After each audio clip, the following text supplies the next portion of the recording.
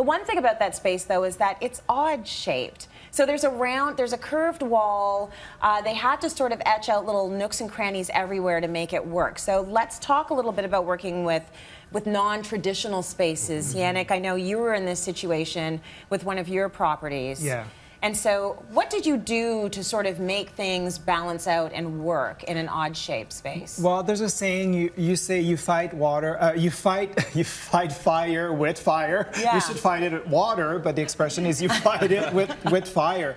Well, with odd shaped rooms, you kind of solve the problem with odd shaped items and odd shaped furniture. Oh. Like I did for one of my condo in Miami recently. Actually, that place wasn't selling at all, which was good for me because I'm like, okay, I gotta have that place. It's really it's very well divided, but people couldn't see the potential because of all the angle walls. If I just swap here, you see how that's just the living area and the kitchen. So it's got all kinds of weird walls going in every direction. So it's really to refocus everything in the center. It kind of used also round objects. I have a hide, which is the, like a hide area rug, which is like a problem solving for me because it's odd shaped.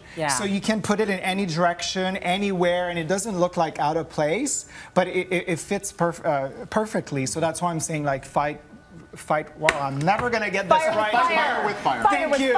With fire. It makes sense. So you've got an angled wall. You're not going to put a whole bunch of rectangles out there because it's just going to make the angled wall look worse. Exactly. You're going to put odd-shaped things. You're going to put circular tables. And it's going to balance it out. That's a very smart rule of thumb, actually. So I've learned something. Any other tips you want to give us about an odd-shaped space? Yeah, when you're working with spaces like this, I mean, my condo here in Toronto, we have in our office, it's actually at a corner.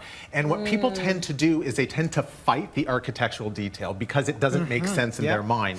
So don't fight it, work with it. Make it look like it was meant to be there. You designed it that way. You meant for the angle to be there. So once you start thinking that way, that it was actually intentional and that was the way it was meant to be, it's going to be a lot easier for you to actually bring the pieces in.